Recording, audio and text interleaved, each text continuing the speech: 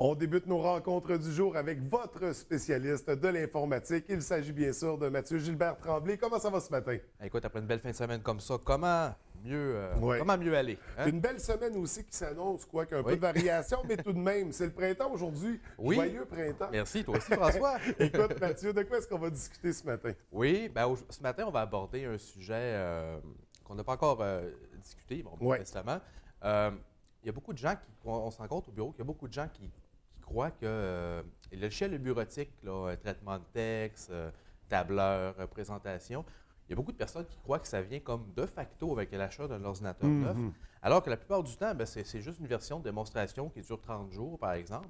Donc, je suis venu parler aujourd'hui des suites bureautiques, dans le fond. Parce qu'à part le Notepad, il n'y a pas vraiment de logiciel de traitement de Non, il texte. n'y a pas vraiment de... Ça fait pas des très, très beaux CV, Non, je peux non te plus. garantir, non? Puis alors, on parle de suite bureautique ce matin. Oui, exactement. Ben, en OK. fait, on va commencer par la principale que les gens connaissent, le fameux Microsoft Office. Le plus répandu, probablement. C'est le plus répandu, c'est le standard dans le domaine. Ouais. Par contre, il n'y a pas beaucoup de gens nécessairement qui savent qu'il existe plusieurs versions de ce logiciel-là qui correspondent à différents besoins. OK. OK? Donc, la plupart des gens vont avoir besoin du logiciel Word, qu'on appelle qui est le logiciel de traitement de texte. Le logiciel Excel, qui est notre tableur, qui permet de faire des colonnes, faire des calculs, faire des budgets, un paquet d'affaires. Puis il y a le logiciel PowerPoint aussi, qui normalement est utilisé pour faire des présentations, mais qui sert à ouvrir des affaires drôles, là, la plupart du temps, qu'on reçoit par courriel. C'est OK? ça. Donc, ces trois logiciels-là, c'est un peu comme, je te dirais, le squelette là, de Microsoft Office. C'est présent dans toutes les suites Les trois Office. outils de base. C'est ça, exactement. Donc, quand on veut avoir accès à ces trois outils-là, plus un logiciel pour les étudiants qui s'appelle Microsoft OneNote, c'est un logiciel de prise de notes. OK. Oui, celui-là est inclus dans toutes les suites. On va parler de la suite familiale. D'accord? OK? Famille étudiant. Celle qu'on appelle. va avoir à la maison. Oui, c'est ça. C'est une suite qui va s'étaler aux alentours d'environ, je dirais à peu près environ entre 120 à 130 environ. Quand À même, débourser une seule fois. à on débourser une seule fois. OK? Les prix que je te donne là, moi, c'est toujours une version qui n'a pas de CD. OK? l'a. OK. De toute manière, on peut le télécharger là, un nombre infini de fois sur le site là, de Microsoft, aucun problème. Le CD, le DVD sont de moins en moins présents là, en informatique. C'est en train de disparaître On progressivement. télécharge ça à partir du site, on donne toutes nos informations. C'est beaucoup plus simple, puis ça fait qu'on ne perd plus non plus l'outil où on ne Tout à le fait. graphine pas, où il y avait tout son lot de problèmes qui venaient avec. C'est préférable comme ça, je pense. Oui, oui, tout à fait. Non, c'est très, très bien. Puis c'est pas un gros fichier non plus. Oui. Donc, dans ces prix-là, si vous êtes dans un cadre d'affaires, il y a fort à parier que vous ayez besoin, en plus de Word, Excel, PowerPoint, vous ayez peut-être besoin d'une messagerie de courriel professionnelle qu'on appelle Outlook. Oui. À ce moment-là, on va se diriger vers la prochaine version, qui est la version de Microsoft Office, Famille et PME. OK. Donc, ça inclut tout ce qu'il y a dans la suite précédemment, plus, en plus, il y a le logiciel Outlook, OK? Qui est, encore une fois, le standard pas mal assez répandu dans le domaine Oui. des affaires. Même à la maison, des fois, les gens qui ont des adresses avec des retailers, par exemple, un bon moyen de les consulter, c'est de passer par le logiciel Outlook. C'est conçu pour ça. On peut se connecter avec d'autres adresses à partir d'Outlook? Oui, oui, tout à fait, exactement. Donc, on peut se connecter maintenant avec Outlook. Nos adresses Hotmail, on peut les rentrer dans Outlook. Même adresse Gmail, ça rentre dans Outlook. Mais c'est surtout conçu pour les adresses là, vraiment royaume.com, télé.ca et compagnie.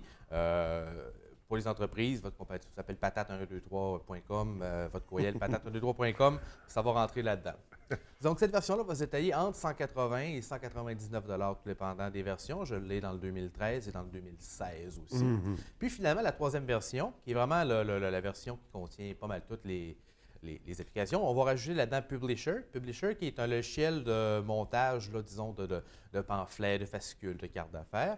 Puis on va rajouter aussi Microsoft Access, qui est comme le gestionnaire de base de données. Là. Donc, il y a des gens qui ne serviront jamais de ça de leur vie.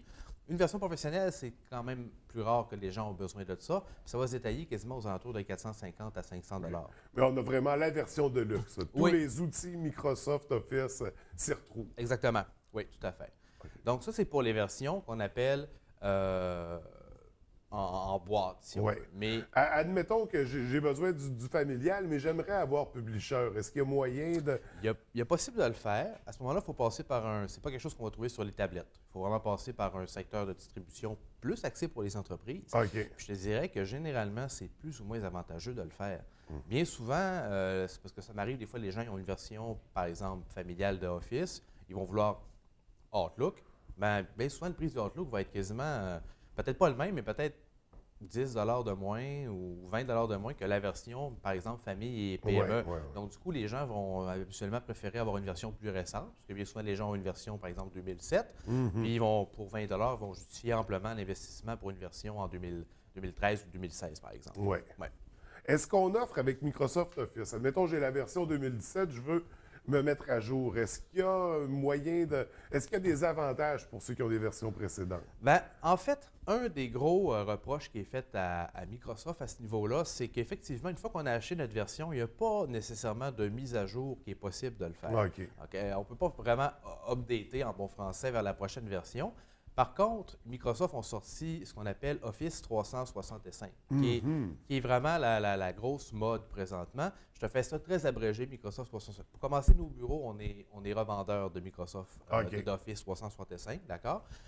Dans le fond, c'est Microsoft, qu'est-ce qu'ils ont fait? C'est qu'ils se sont dit, les gens, en moyenne, vont acheter une version d'Office environ aux 3 ou 4 ans. Donc, ils ont pris un point de départ qui est environ, excusez-moi, environ peut-être 200, 250 $. Puis ils se sont dit, qu'est-ce qu'on va faire? C'est qu'on va prendre ce montant-là, puis on va transférer ça en abonnement mensuel. OK? Donc, Office 365, c'est vraiment une version, c'est un abonnement qu'on paye à Microsoft à tous les mois. Ça peut varier, mais le forfait qui commence à être intéressant, c'est entre près 12 ou 13 $ par mois. OK. OK? Ça nous donne plusieurs avantages. Le premier, c'est que ça nous donne une version, ça nous donne toujours la version la plus récente de Microsoft Office, disponible au téléchargement, ainsi que la version précédente. Donc, présentement, vous pouvez télécharger Office 2016 parfaitement légalement, l'installer jusqu'à 15 machines. Donc, c'est quand même intéressant. Puis, vous pouvez aussi télécharger la version Office 2013. Puis, quand la version, par exemple, 2018 va sortir, à ce moment-là, vous allez être en mesure On se met à jour gratuitement. 2018 gratuitement, puis vous allez être en mesure de vous rétrograder à la version 2016. Fait que toujours accès à la version précédente. Là, j'ai parlé de 15 licences. Gardez en tête que Microsoft, à des fins d'égalité, la licence, c'est une licence qui est vendue à une personne. Autrement dit, même si ça peut être installé sur 15 ordinateurs, ça serait pour le même utilisateur. Bien, pour le même utilisateur. Donc, par exemple, votre portable au bureau, votre ordinateur à la maison. Puis bon, là, les gens maintenant, qu'est-ce qu'ils font avec ça? Ça ne me regarde pas, mais pour rester vraiment fair play dans la légalité, il faut s'en tenir. Officiellement, il faut y aller dans ce En sens. plus, c'est une version professionnelle d'Office que vous avez. Donc, on a tout. C'est le Oui, gros kit. exactement. Donc, ça le vaut quasiment 450 $, ce qui est vraiment intéressant. Ça, c'est le Donc, premier à 12 avantage. piastres par mois, oui, c'est très abordable. intéressant parce que dans le fond, c'est à peu près ce que les gens investissent. Ils changent leurs ordinateurs environ aux 3-4 ans. À tous les fois, on achète un Office, donc super intéressant. Aussi, ça vous donne un terabyte, donc 1000 gigs d'espace sur OneDrive. OK? Juste ça vaut De quasiment... documents de traitement de texte, ça fait du fichier. Oui, mais c'est pas juste du fichier. En fait, ça te donne vraiment un disque dur. Tu te rappelles, dans la chronique sur les sauvegardes, j'invitais les gens à se créer un petit compte comme ça sur Internet, sur le cloud, finalement, pour stocker des données. On peut stocker ce qu'on veut, là, des photos de famille, des vidéos. OK. Sauf que la plupart des forfaits de départ de ces compagnies-là commencent à 5 gigs. Puis là, on en a 1000. Donc, 1000, là, ton disque dur à la maison, il n'y a pas 1000 gigs dessus. Là. Fait que c'est vraiment beaucoup d'espace. Fait que c'est une belle valeur ajoutée. Puis, ça donne aussi accès à Office online. Autrement dit, une suite complète d'Office, mais en ligne. Donc, si jamais tu es en voyage quelque part, tu as besoin d'aller consulter un document que tu as fait, ton tableur pour un budget, bien, tu as une version en ligne complète qui est fonctionnelle sur mobile, sur tablette, sur téléphone, accessible par Internet, sur n'importe quel navigateur, partout dans le monde. Fait qu'à 12-13 $ par mois, c'est très abordable. Oui. C'est une belle solution. J'invite les gens là, à me contacter au bureau. Puis, je pourrais leur donner plus de détails à ce moment-là. Donc, Office 365, un beau produit de Microsoft Office à découvrir. Oui. On sait qu'il y a d'autres alternatives, Mathieu. Souvent, les gens ont des moyens financiers limités, trouvent que c'est difficile d'investir dans un logiciel de traitement de texte. Qu'est-ce qu'on réfère dans ce temps-là? Qu'est-ce qu'on suggère? Bien, il y a des gens, il y a quelques années, qui se sont insurgés. Ils trouvaient ça aberrant que les logiciels d'Office soient si cher que ça. Effectivement, ça a déjà été beaucoup plus cher que ça. Ouais. Ça a déjà été plus dispendieux finalement. Il existe des alternatives gratuites. OK? La plupart de ces alternatives-là sont open source, qu'on appelle. Donc, c'est du développement, disons, volontaire, fait par des passionnés d'informatique, un peu comme moi. Ces logiciels-là sont gratuits. Il y a, par exemple, OpenOffice. Il y a StarOffice qui existe aussi. OK? Je te mentirais si je te disais que ça fonctionne pas bien, ça fonctionne bien, ça va livrer la marchandise. Mais ça prend quand même un minimum de connaissances parce que souvent, toute la gamme de produits ne viendront pas avec. Il faut aller chercher des modules complémentaires. C'est un bon point que tu amènes là. L'autre chose qui arrive aussi, c'est que c'est pas une même mentalité. C'est pas la même mentalité parce que Microsoft a beaucoup de ses processus qui sont carrément brevetés. Donc, ils n'ont pas le droit de juste prendre le logiciel et de le copier intégralement. Donc, quelqu'un qui est... C'est drôle, je le conseille souvent à des gens qui n'ont jamais touché à Office ou des gens qui ont 20 ans d'expérience d'Office, mais jamais entre les deux. Parce qu'on dirait que quand tu sais débrouiller avec Office, mais tu sais, sans plus, les gens se retrouvent facilement dépaysés dans OpenOffice, par exemple. Mais quelqu'un qui n'a jamais, c'est un monsieur de 70 ans qui n'a jamais touché un ordinateur de sa vie, il veut se payer une gâterie. Bien souvent, là, pour y sauver quelques frais, j'y conseille d'essayer avec OpenOffice. Si ça vous plaît, tant mieux, je vais vous faire sauver 150 $. Sinon, revenez me voir, on pourra regarder pour Office. Ça fonctionne bien, mais dans un contexte d'affaires, oubliez ça. Le bordel point, les fichiers, ça fonctionne un problème de compatibilité aussi. La mise en page peut changer quand on ouvre un point doc ou un point ODT, je pense. Oui, si vous vous trouvez un peu à devenir le mouton noir, là, toutes les entreprises, 90 95 des entreprises vont se servir de Office. Là, vous avez votre OpenOffice, là, les gens vont vous contacter, ça ne fonctionne pas. Fait que c'est plus pour une utilisation personnelle, disons. Tout à fait. Étudiant, très bonne alternative pour les étudiants. Tout à fait. Je crois même que dans les cégeps, là, c'est même encouragé d'utiliser des suites. On retrouve beaucoup de logiciels libres en milieu scolaire. Mais quand même, il y a ses avantages, il y a ses désavantages. En milieu professionnel, on est mieux d'y aller avec les outils professionnels. Et là, justement, avec la gamme Microsoft Office, on sait qu'on vise juste. On ne se trompe pas. Puis surtout avec le nouveau produit Office 365, vraiment à découvrir. Vous avez tout ça en magasin. Il faut venir vous voir. Donc, qu'on reçoit une entreprise ou une personne, vous répondez à tous les besoins. Également, je tenais à faire un rappel ce matin. Mathieu, votre site Internet, ça fait déjà quelques semaines là, qui est à jour. Ça va bien? Bien, ça va super bien, en fait, grâce à la magie de l'informatique. On est en mesure d'avoir des statistiques là, vraiment en temps réel, puis je ne te mens pas, vraiment en temps réel du site Web. Ça va vraiment bien. On a beaucoup de gens qui nous contactent, qui nous ont trouvés en passant par Internet. Ça arrivait auparavant, mais ce n'était pas toujours des bons commentaires parce que notre site Web est un petit peu... Mais maintenant, on a vraiment un beau site Web. Les gens peuvent directement se rendre là-dessus, puis vraiment rentrer en contact avec tous les intervenants, là, les gens à la papeterie, moi directement, Danny pour les photocopieurs, par exemple. On a même une adresse générique pour des questions. Notre page Facebook, ça roule super bien aussi. Fait que, en plus, c'est pas compliqué, notre site Web, c'est fti.qc.